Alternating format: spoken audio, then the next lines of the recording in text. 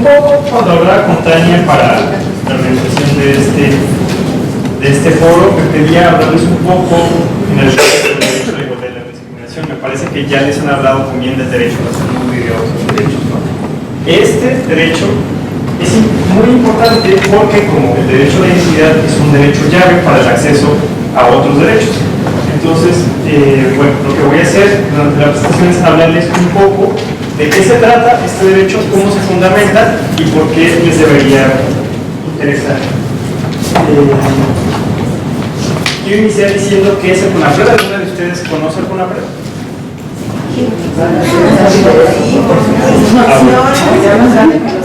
Es el Consejo Nacional para Prevenir la Discriminación. Es un órgano desconcentrado de la Secretaría de Gobernación, con autonomía técnica y gestión, y es la institución rectora en materia de no discriminación del gobierno federal. Básicamente eso significa que nosotros le ayudamos a otras instituciones a que hagan sus políticas sin discriminar. En resumen, ¿qué instrumentos tenemos? Bueno, recibimos quejas por presuntos actos de discriminación cometidas por particulares de cualquier parte del país y por autoridades federales.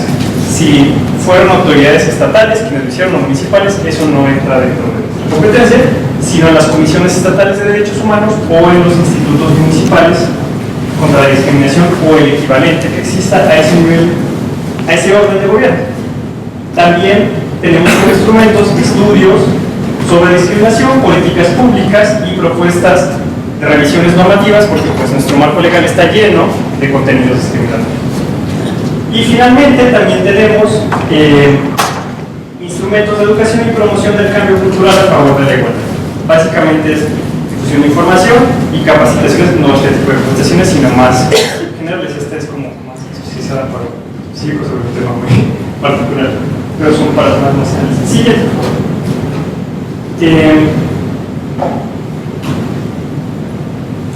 Una pregunta que me hacen muy común los funcionarios, bueno, preguntas, comentarios, estas preguntas que no son realmente preguntas, sino son comentarios, es que las personas de la diversidad sexual y de género quieren derechos especiales. Lo han escuchado, ¿no? ¿Ustedes qué derechos creen que tienen sus hijas y hijos? Todos los seres. La idea de los derechos humanos parte de un principio fundamental: que todas las personas nacen libres e iguales en dignidad y derechos. Eso es muy importante, les voy a decir, porque de ahí parte todo el andamiaje, especialmente de igualdad y no discriminación.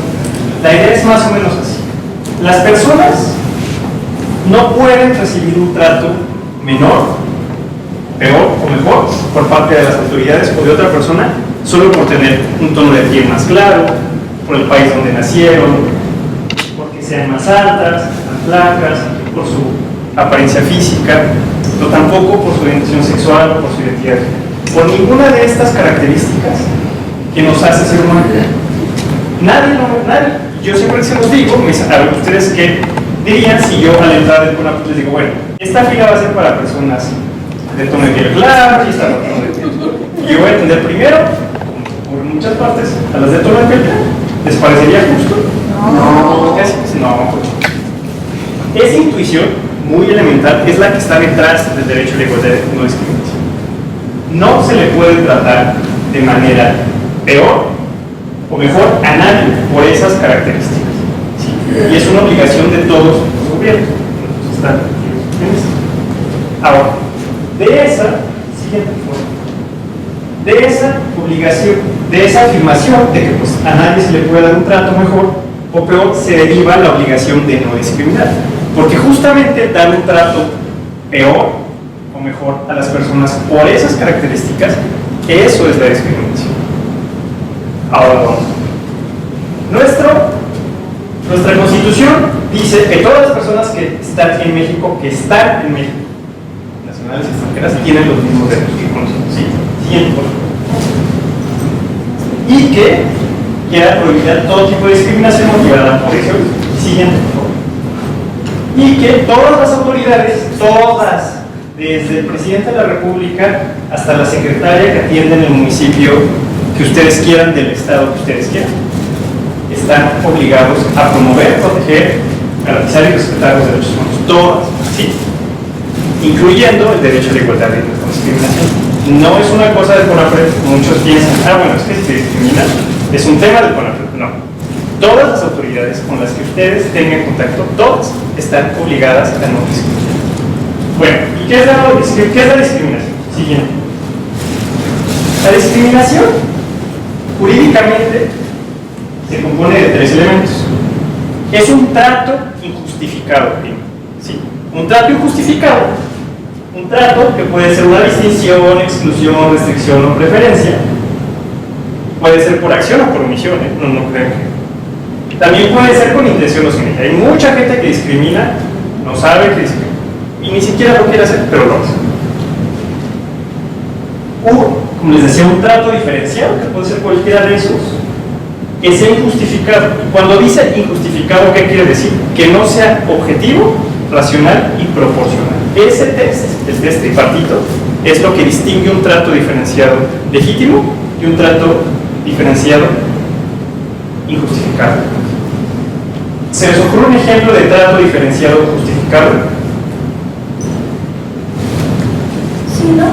Por ejemplo, los encarcelados se les da preferencia a ellos en las filas, etc.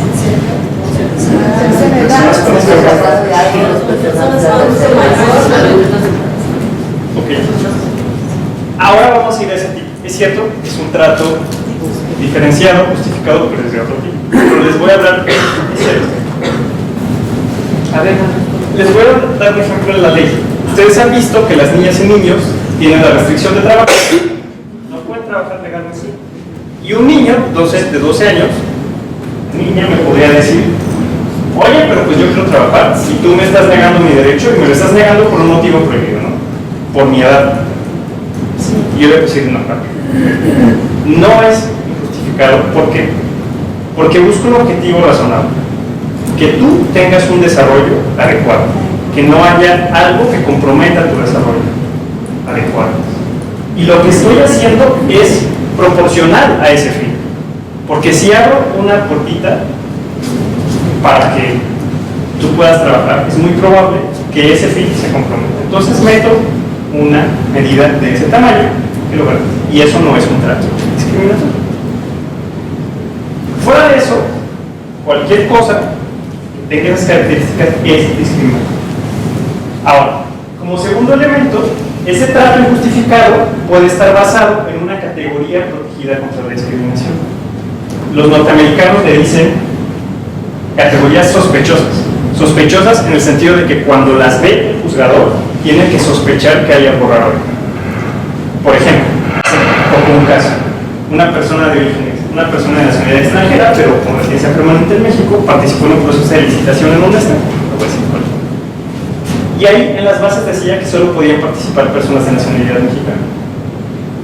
Y él dijo como, bueno, pero pues, ¿por qué? O sea, yo tengo residencia permanente, yo tengo derecho al trabajo y pues tú me estás discriminando. Y ellos estaban diciendo, no, es que no hay discriminación, porque mira, podríamos hacer una licitación internacional y como, bla, bla, bla. Cuando eso lo judicialicé, porque lo va a judicializar, el juez, cuando vea en la norma, así, no podrán participar personas extranjeras, ahí está el origen nacional y por lo tanto una categoría sospechosa. En cuanto lo vea, es como, alerta, aquí hay algo raro. El motivo que te está dando no es probablemente ni objetivo, ni razonable, ni objetivo.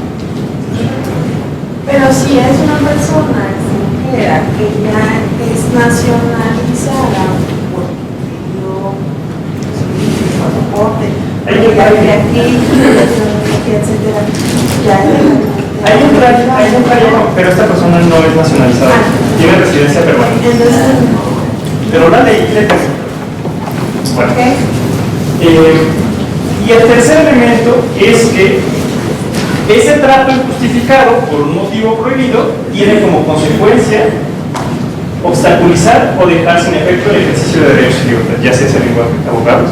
Entonces, tienen muchas cosas. Pero ustedes siempre recuerden, cuando ven un trato distinto a una persona, que no sea justificado, que tenga alguno de esos motivos y que siempre tenga como consecuencia la vulneración de un derecho. Ojo, eso es muy importante. O sea, si no te invito a la fiesta porque no me caen bien las personas de pelo chico, así, eso es muy absurdo. Si no te invito a la fiesta, no puedo decir como que me discrimo, porque no me está vulnerando ningún derecho. ¿Sí? Si yo no le hablo a ciertas personas, no me caen bien o no me gustan por lo que sea, no es discriminación. No hay un derecho a que me hablen, digamos, en la calle o en la escuela. Sí. Por ejemplo, si en una escuela primaria, en la entrada, hay un letrero que dice que reservamos el derecho de admisión, tú no puedes reclamar, o tú no puedes pedir que tu hijo lo reciba con las condiciones que tú estás pidiendo, por ejemplo, que su nombre de su acta turístico, su nombre aceptado, o se dice adquirido. Sí. O sea, ellos como escuela privada pueden ponerlo, o sea, tienen ese, ¿Se puede reservar el derecho? se puede reservar el derecho de admisión. Y la lógica es... Eso es discriminatorio. Les voy a decir por qué. La gente piensa que la propiedad privada, incluyendo las casas o los negocios, es como si estuvieran en algún lugar fuera de la... o sea, como o que le aplican normas específicas. A mí me tocó funcionarios de la administración que me dijo uno de ellos que no estaba muy... les estábamos dando cursos sobre diversidad sexual y él estaba como no muy contento. Y me dijo en un momento, bueno, todo lo que tú me dices está muy bien, pero aquí, en mi casa, yo hago lo que yo quiero, porque ahí no aplica esto. Y yo como que... entonces pues yo ahí como no tan paciente le dije, mira, si eso ocurriera, tú podrías matar a tus hijos y matar a tu esposa.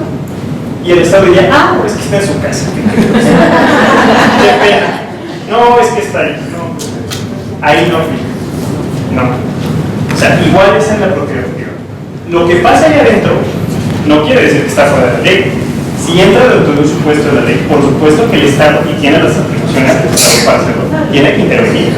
No, y si no, imaginas, las violaciones a derechos humanos se verían en cualquier lugar diciendo nada más en la entrada, pues nos reservamos lo que nosotros queramos para los fines que nosotros queramos, más o menos. No pueden hacer eso, eso es discriminatorio, pero muchas veces ellos, ¿por qué creen que lo pueden hacer? Porque es propiedad privada. Hay algo que me gustaría que tengan muy claro, es que hay un profundo desconocimiento en este país de qué es la discriminación entre la gente y entre los funcionarios, porque los funcionarios no viven en burbujas, o sea, son igual que todos nosotros y no saben qué es la igualdad de los.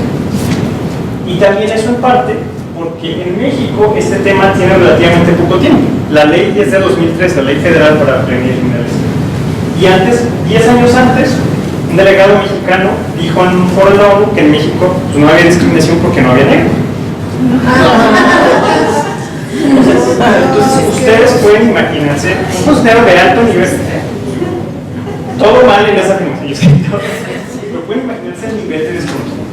Entonces cuando uno va con los funcionarios y le dicen, por ejemplo, al que les dije pues, de la licitación, mira, eso es discriminatorio, no, es que mira, discriminación sería tal cosa, y tú le explicas, es que la interpretación conforme, le sacas cosas ya, criterios específicos, o sea, para eso ya es como ciencia nuclear. Ya está en no lo conozco. Entonces, es muy probable que ustedes encuentren un montón de cosas discriminatorias en todos lados y la gente no solo no lo sepa, sino que crea que no lo está haciendo. Porque lo primero que también siempre va a ser, no, yo no discrimino. Lo que sea, pero yo no discrimino. Y ahí te vas a dar cuenta tú en la cabeza de esa persona qué significa discriminar. Que puede ir desde hablarles feo, o mirar a la gente de verdad. Cuando hemos hecho encuestas de qué entiende la gente por discriminación, responden cosas muy distintas.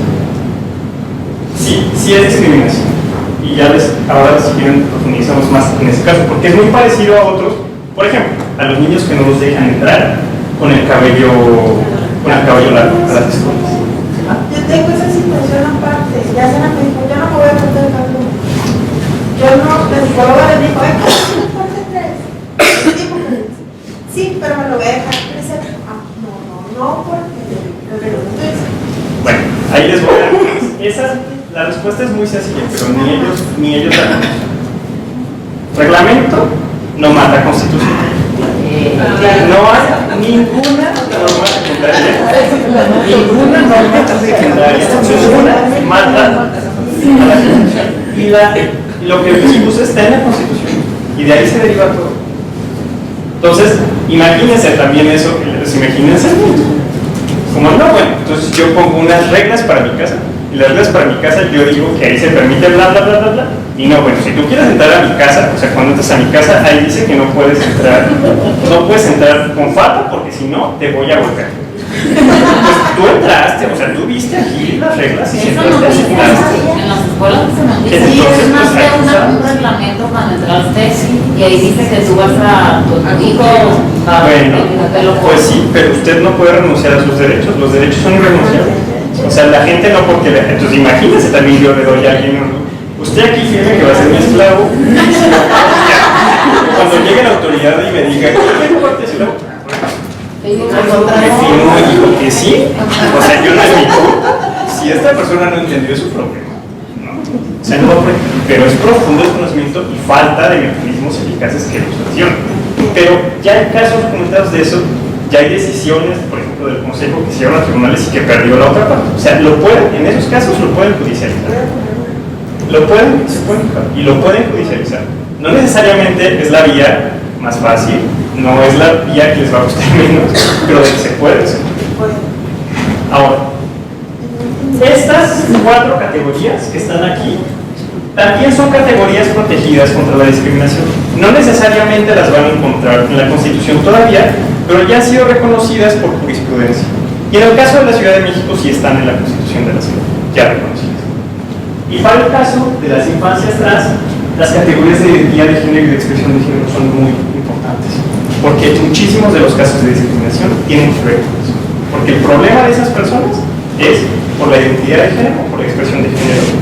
Eso sí. Siguiente, por favor.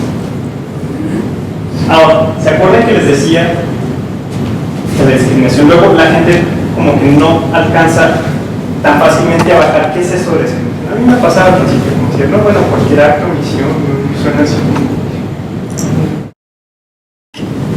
Prácticas, ¿qué quiere decir? Conducta de individuos o de grupos, disposiciones normativas, leyes, reglamentos, normas, o diseños institucionales, que esos diseños o prácticas restringen el acceso al ámbito, la distribución de beneficios o la movilidad dentro del ámbito. Eso sigue sonando medio raro, entonces los voy a decir. Por ejemplo, piensen en el ámbito laboral. ¿Qué prácticas les ocurre que restringen el acceso al ámbito laboral? De este tipo, basada como en un motivo prohibido.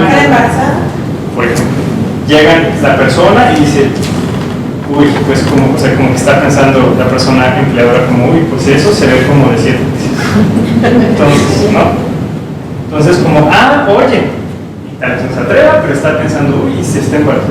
Entonces, no quiero personas embarazadas entonces le restringo.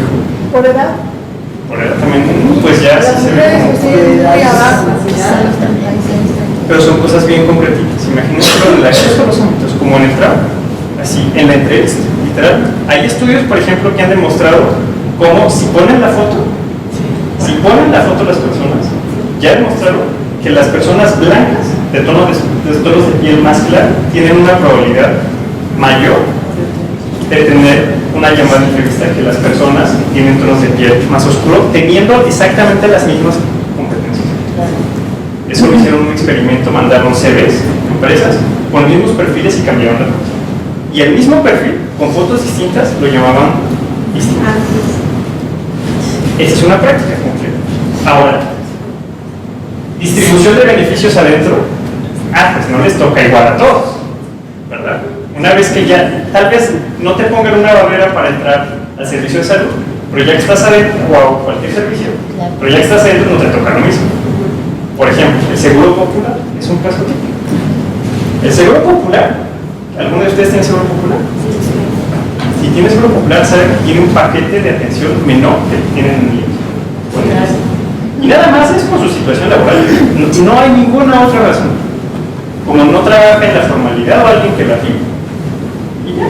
Entonces ya adentro va a tener beneficios distintos. Movilidad dentro del ámbito. El ámbito laboral o la educación también sirve mucho para pensar eso.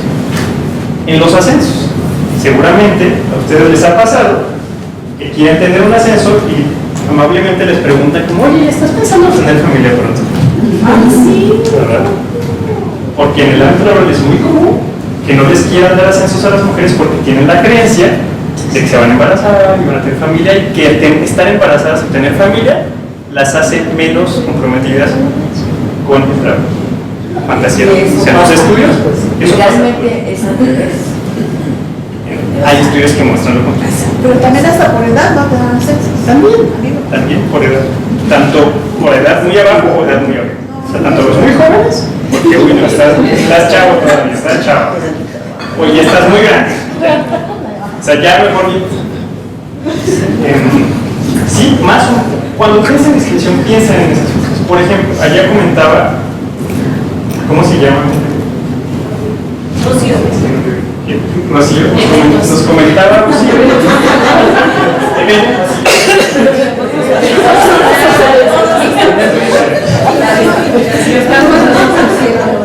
Ya comentaba Rocío que ese tipo de práctica sería una práctica que restringe el acceso. Restringe el acceso a la educación. Porque aquí no entra más que el que yo digo que entre. Y el que yo digo que entre, pues no es que sea como muy objetivo, sino que sí. Ok, dices, ok, si entras, pero ahora te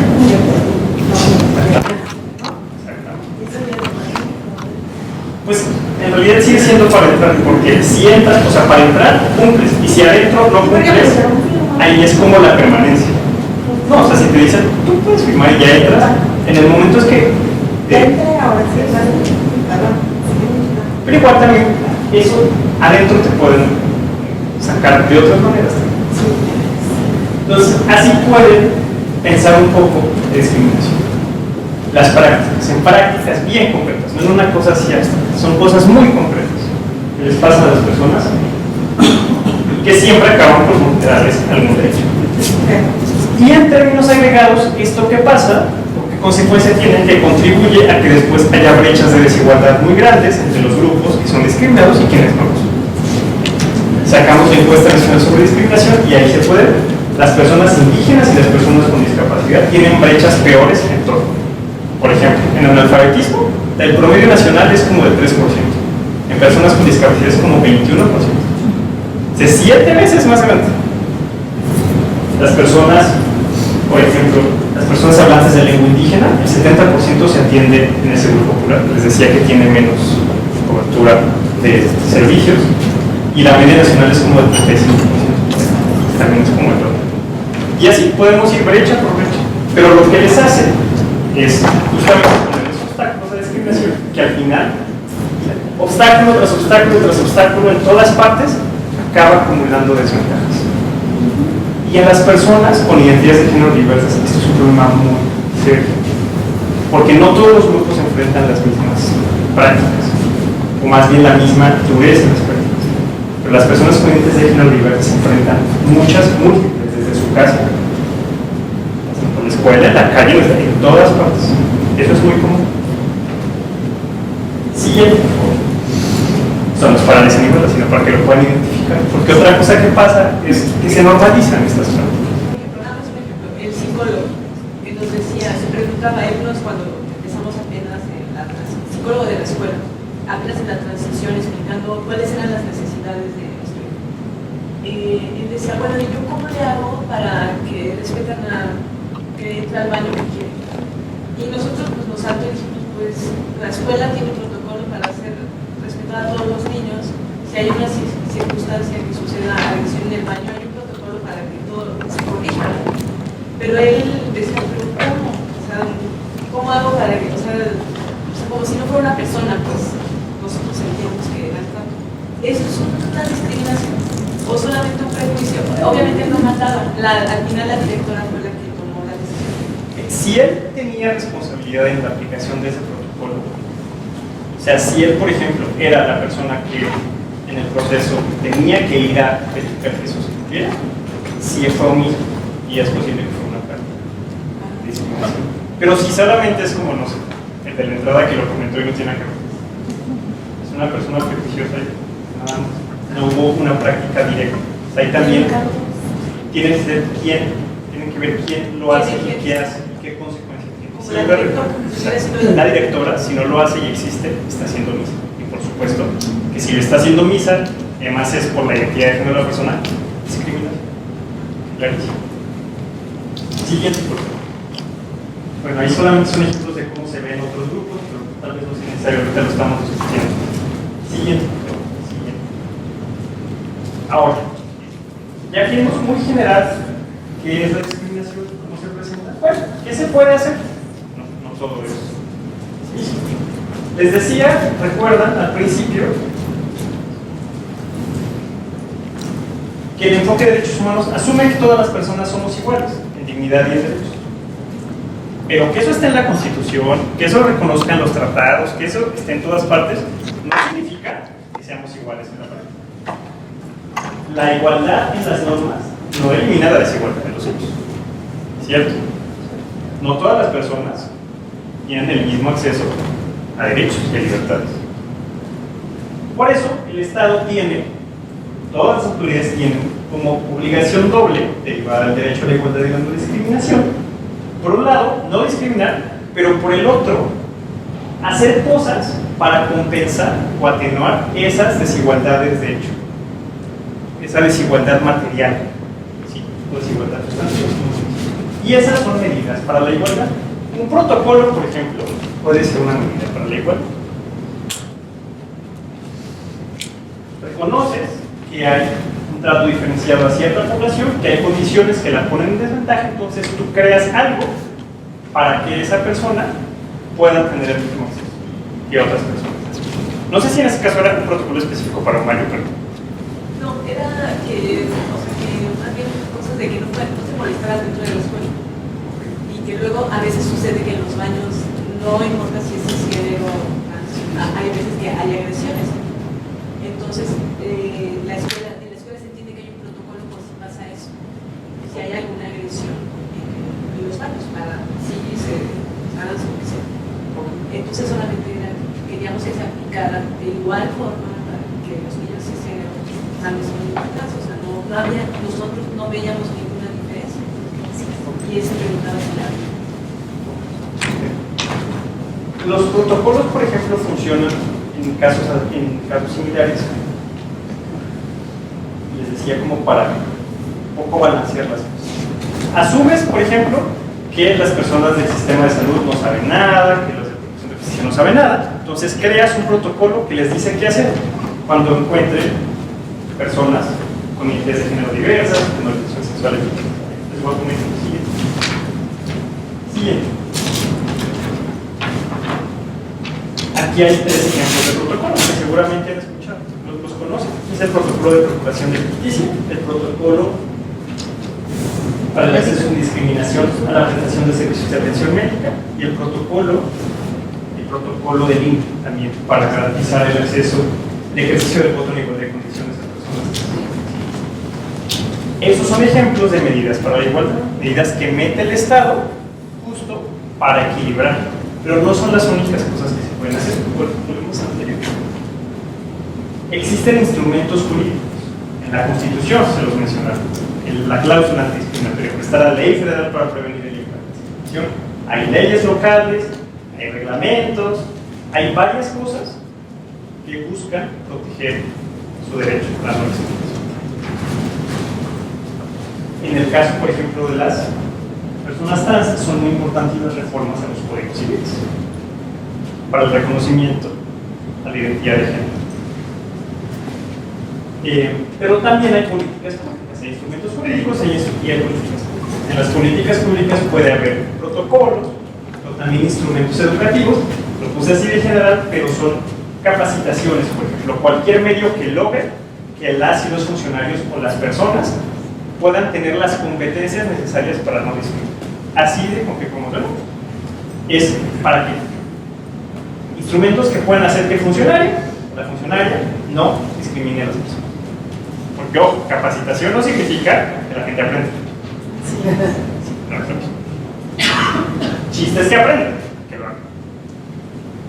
Y las medidas para la igualdad, que les decía que son muchas y de muchos tipos.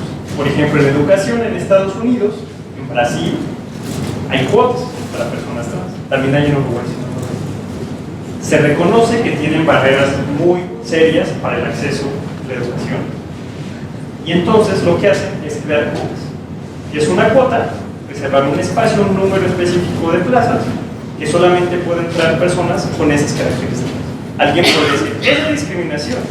Eso no es una medida, porque tiene un fin legítimo. ¿Se acuerdan que les decía que en discriminación es algo que no sea objetivo, racional ni proporcional? Sí. Aquí sí hay un fin legítimo y es proporcional. Si no meten eso, no hay ninguna otra manera en que hacerlo. ¿Sí? Eso es muy común y algunas personas piden en México que haya este tipo de cuotas. No hay en México. No hay cuotas de este tipo.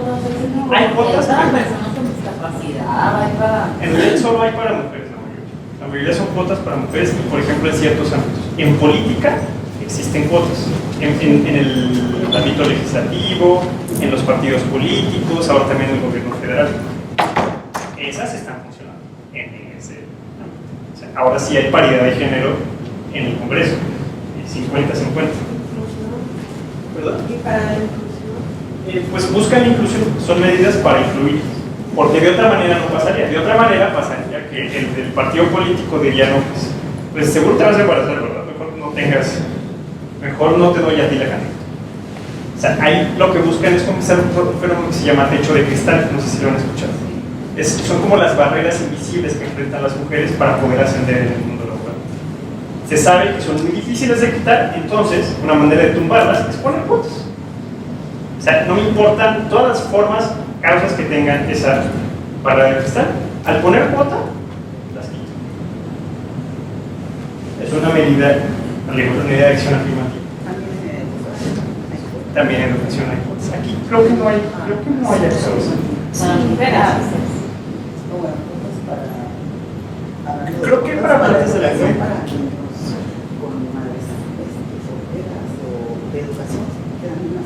¿A becas? Las becas. No, pero becas es otra. Las becas es otra cosa. Sí, Es esa más o sea, alguien podría ser, pero es estereotipo. O sea, podría ser que alguien dijera, a ver, las hijas e hijos de personas que son responsables de un hogar solamente tienen mayor probabilidad de desertar. Entonces yo voy a meter una medida para ponerles, como para compensarles y ponerlas en igualdad de condiciones. Y entonces les doy la transferencia. Pero está un poquito más, es como otra cosa. Este tipo de medidas también han visto el metro, el vagón del metro, el vagón rosa. ¿Sí? El vagón rosa es una medida de acción afirmativa para las mujeres. Y muchos se oponen y dicen, no, pero es que dividen género. La verdad es que es la única intervención de política pública que ha tenido los resultados esperados para el problema que busca resolver. Ustedes siempre recuerden que las políticas públicas buscan dos cosas: resolver problemas y garantizar derechos. Que no ni una de las dos cosas puede tener, entre otras que están mal hechas. Pero siempre piensen, cuando vean políticas públicas, que buscan una de esas dos cosas: garantizar derechos o resolver problemas. En este caso, lo que buscan es resolver el problema de violencia sexual hacia las mujeres. Ya se intentó de todo. Se intentaron campañas, capacitación, penalización, deberes. Se intentaron. Y los señores insisten y son ahí manzones. Entonces, literalmente fue, a ver, señores, ustedes no pueden convivir. Entonces, y es la única medida que ya se evaluó y que ha tenido resultados. Ha disminuido la incidencia de violencia sexual contra las mujeres. Digo, o sea, no es lo mejor, no es lo deseable, pero a veces pasa. Exactamente. Perdón, en ese caso, no funciona el metro rosa para mujeres, pero si venía la entrada a una trans, ahí ya está, o sea, ya hay discriminación. ¿Por qué se discrimina? discriminación de mujeres. Pero ¿por qué se Sí. las quiero como... Por eso, porque yo me estoy definiendo como género femenino y... ¿Cuál sería el trato diferenciado ahí? Siempre pienso, ¿cuál sería el trato diferenciado? Se empieza desde las mujeres. Sí. O sea, no es el medio. Pero piensa, alguien hizo algo, alguien dio un trato diferente. ¿Quién? En el ejemplo de la compañera. La compañera dijo que en el vagón rosa, por ejemplo, a una mujer trans le dicen que no puede. Sí, el policía. Digamos que hipotético. Ahí, ¿quién está haciendo el trato diferenciado? ¿Hay un trato diferenciado? Sí. ¿Quién? El policía. ¿Por qué motivo? Porque tiene el prejuicio que las mujeres trans no son mujeres y por eso no va en ese papel. Es por su identidad de género. Es por su identidad de género. Porque su identidad de género no corresponde con lo que socialmente se cree que debería ser, por los genitales con los que nació. Es eso. O los vestidores de las tiendas. Las chicas trans tienen que entrar a los hombres. Mi hija ha entrado a los hombres. Exactamente. No la dejan. Eso es discriminación. Siempre recuerden, alguien les da un trato distinto y ese trato distinto está motivado por uno de esos motivos. Ustedes piensen, en esos casos es relativamente sencillo identificar, como en el caso que les decía de la designación. Les dicen por extranjero, en este caso les van a decir tal vez mucho como no, es que entienda que es por respeto a las mujeres, y ahí ustedes van a encontrar por detrás que es lo que les molesta. Y siempre en esos casos es la identidad de género de la persona, siempre. Y ese es el motivo correcto. O sea, jurídicamente eso es lo que buscan ya, o sea, cuando uno quita la paja de lo que dice la gente y a ver qué es lo que te motivó a no dejarlo. Pum, ahí está. Sí. Gracias. Eso es en el caso que el servidor público está haciendo el trato diferenciado. En el caso, por ejemplo, de las personas, ya sea en las escuelas o en las plazas, etcétera, que sea la gente que está excluyendo, que no permite el acceso a la persona trans al baño, los vestidores, etcétera. ¿Qué es lo que se puede hacer? ¿Cuál sería la ruta? O sea, porque al final no es el personal que está trabajando, sino es la gente. Pero se podría hacer algo para que se respete el... Claro. Habría que ver el caso específico y cuál es la forma en la que lo están observando. Digo, puede ser, yo lo vi en una escuela, yo estudié en el Colmex y ahí había una persona que justo hizo su transición siendo estudiante, hizo historia, el colegio es una institución muy dura, entonces eso fue de veras histórico. Y además ella es muy empoderada y entonces no le importaba como que lo que dijera ni nada, pero una secretaria se fue a quejar. Y entonces nos fueron a constar nosotros de, ¿qué hacemos? Porque es que los baños y es todo un caos, y ya les dijimos que hay un baño por allá perdido, que es dejaron neutra. Entonces que vaya, entonces ahí tuvimos que ver. Habría que ver específicamente cómo. Porque ahí, por ejemplo, hay una responsabilidad de la escuela. O sea, porque le están pidiendo a la escuela que intervenga. Y la escuela, la autoridad en este caso, que además es una institución pública, tiene responsabilidades. La forma en la que puede incurrir justo en una práctica discriminatoria. La persona, la señora, la secretaria, pues, técnicamente no hizo nada. O sea, se fue a quejar. Y la persona de él le puede decir, no, bueno, pues mira, gracias por venir. No vamos a hacer nada porque tienen derecho de entrar al baño con el género. Sí, no fue algo directo que se resolvió. Eso no es lo mismo, eso no es igual que las personas que en los foros sobre derechos humanos, las antiderechos, que van y se paran en la entrada del baño. Eso es distinto.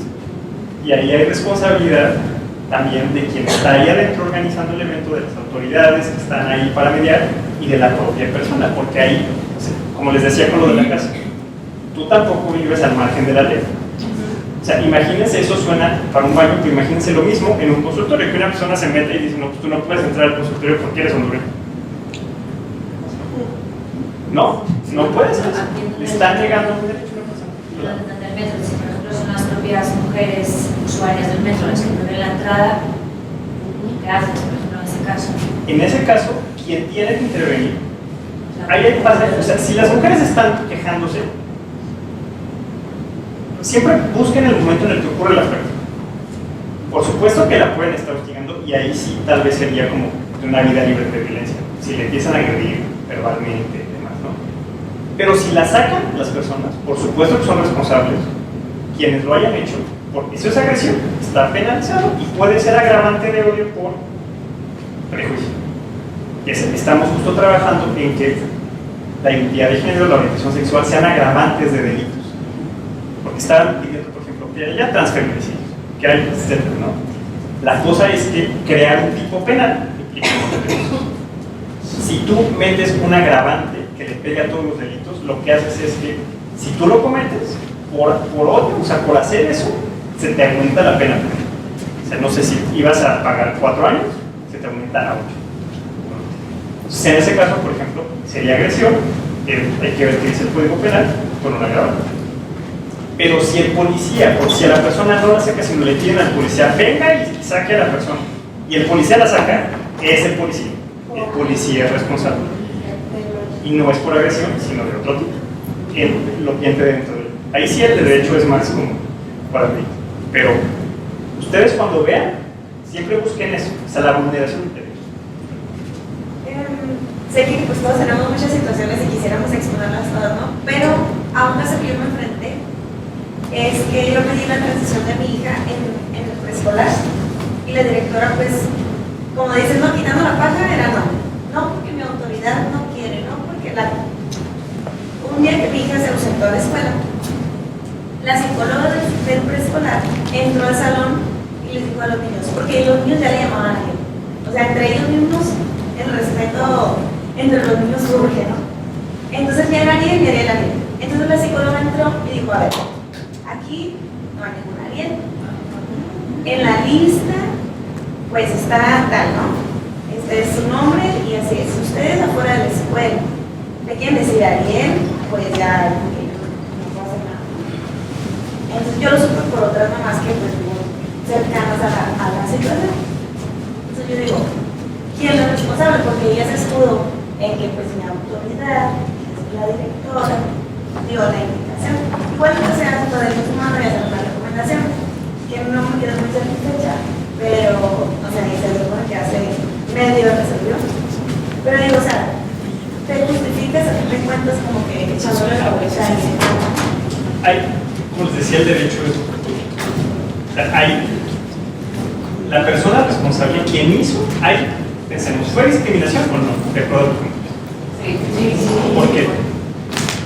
El derecho a la salud. El derecho violado fue al reconocimiento de identidad. Ahí está el derecho. Por supuesto que le dieron un trato diferenciado a esa persona. A esa persona específicamente le van a decir, como yo quiero que eso no corresponde con él. La libre desarrollo de la personalidad. ¿Qué es? El libre desarrollo de la personalidad es como el derecho del que se deriva el derecho al reconocimiento de la identidad. Entonces, potencialmente, sí, pero ella fue la psicóloga la que hizo. Imagínense, de nuevo también, imagínense que, no sé, yo voy y golpeo a una mujer. No es que me mandó Tania. No fui yo, fue Tania. Tiene la culpa de Tania, ¿yo qué? Y Tania es mi jefa. Y además, el principio de legalidad y el principio de... O sea, la ley dice que yo tengo que obedecer a mi superior jerárquico. Y pues el principio de legalidad dice que yo tengo que hacer lo que dice la ley. Entonces, pues ahí está. Yo hice lo que dice la ley. Obedecí a mi superior jerárquico, que es Tania. Y ella dice que golpee a la señora del empleo. Entonces, ¿a mí qué? Por supuesto me van diciendo, ¿qué me van a decir? Qué pena, pero por así no va a ser. O sea, no puedes hacer eso. No fue, imagínense, sino los casos de corrupción y de todo eso. No, pues es que me dijo tu jefe. O sea, me dijo tu jefe lo que quieres, pero tú tienes una responsabilidad. Tú firmaste, tú eres una persona con capacidad jurídica y lo hiciste, lo decidiste. Como diría alguien, hay sido como tienes. No. Esas excusas no se van. Y no se van. Las van a encontrar todo el tiempo, porque como les dije, la gente no sabe. Y porque tampoco les gusta decir abiertamente lo que les molesta en este tipo de casos. O sea, a menos que se encuentren a una figura de derechos que les diga, es que la familia o algo así, que sí diga abiertamente, me molesta la identidad de género o de cultura. En general les van a dar como vueltas y cosas así, ¿no? Y entonces nos encontramos con la furibunda de los derechos y eso puede ser.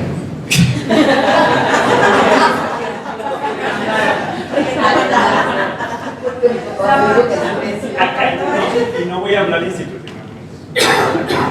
Yo quería, no les quería. Algo que hacen muy seguido es provocar. Y en cuanto responden con justa indignación, son unos violentos y son intolerantes y buscan respeto y no respetan y juegan con la opinión pública y con los prejuicios de la gente. Entonces, ¿qué hay? Hagan en provocación, pero estén atentos a lo que hagan. Cuando siempre puede pasar que alguna del paso de solamente estar fastidiando a hacer una práctica. Y ahí es cuando entonces, por eso necesitan recursos. Y ya por ejemplo, yo el tallercito lo pensaba así, muy pequeño, como para que tuvieran, mi objetivo era que tuvieran una idea al final de qué es la discriminación. Y de que cuando la vieran, dijeran, aquí puede haber. Por ahí había una mano, ¿no? Entonces, ¿alguien más? Creo que ya me mejor. Por ejemplo, en el caso de no se puede grabar, se dan cuenta cuando se está vendiendo. Claro, está vendiendo y tú si le contestas que ya te va a contestar. Sí, entonces yo la grabo. Claro. Y es una prueba de equipo. Yo sí se lo recomiendo a mi hija, pues que a veces los mismos licenciados de la universidad no hacen cosas. Se lo graba.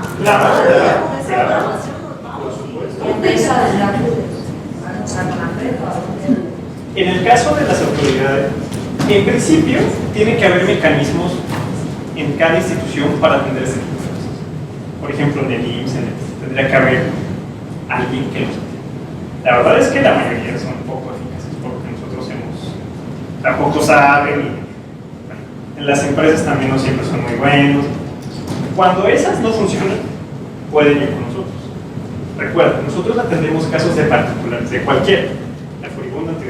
cualquier persona que no sea autoridad local, con local entiéndase gobiernos estatales y municipales o de otros poderes. Escuela pública, particular, sí. Excepto particular, particulares privados. Sí, sí puede. ¿No puede ser un sistema público? Sí, público, federal. Estatal.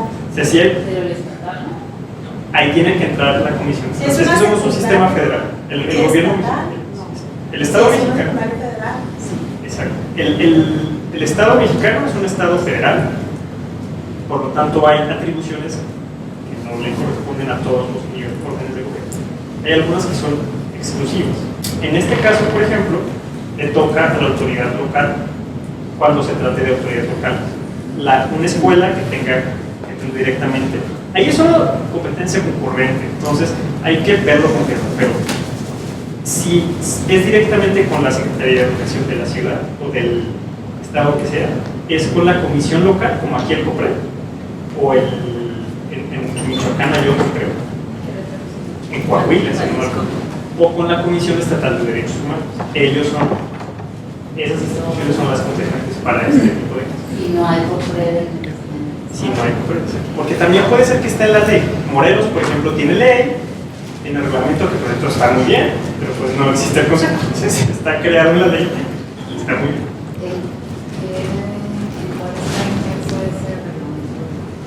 ¿El de Morelos? Los reglamentos se derivan de las leyes. Digamos que la ley establece ciertas cosas y abajo el reglamento como que baja el contenido de la ley.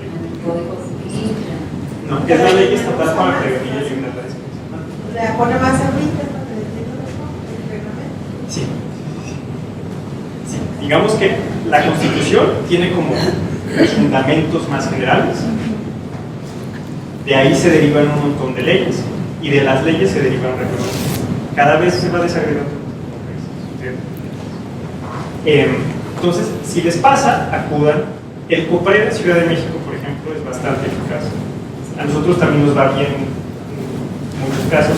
Afortunadamente, hasta ahora, no sé qué vaya a pasar, pero ahora la gente prefiere conciliar que aventarse la bronca hasta el fin. ¿Y en Ciudad Carmen, en Campeche, tienen ustedes? Nosotros tendrá que ser la Comisión Estatal o la Comisión de Derechos Humanos. ¿Ya entrado en casos estatales el caso de la UAS, de la Universidad Autónoma de Sinaloa, que tuvo que intervenir con la red, porque la Comisión de Derechos Humanos estatal no quiso intervenir porque es una universidad autónoma?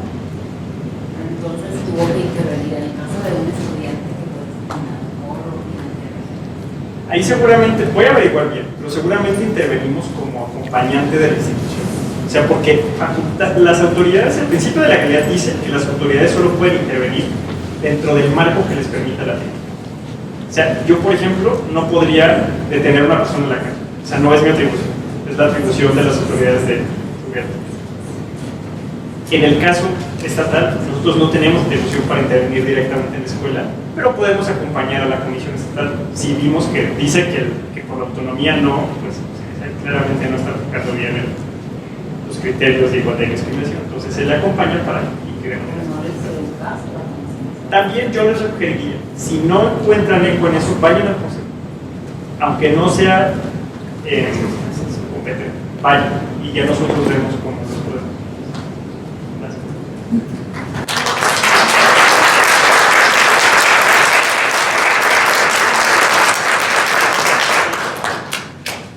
Pues muchas gracias, Damián. Creo que la exposición ha sido muy clara y nos ha abierto nuevas perspectivas sobre lo que es una forma de acudir, ¿no? A dónde y ante quién acudir en casos de discriminación. Muchísimas gracias, y en nombre de la asociación y de su presidenta quisiera entregarte esta constancia de participación y una carta de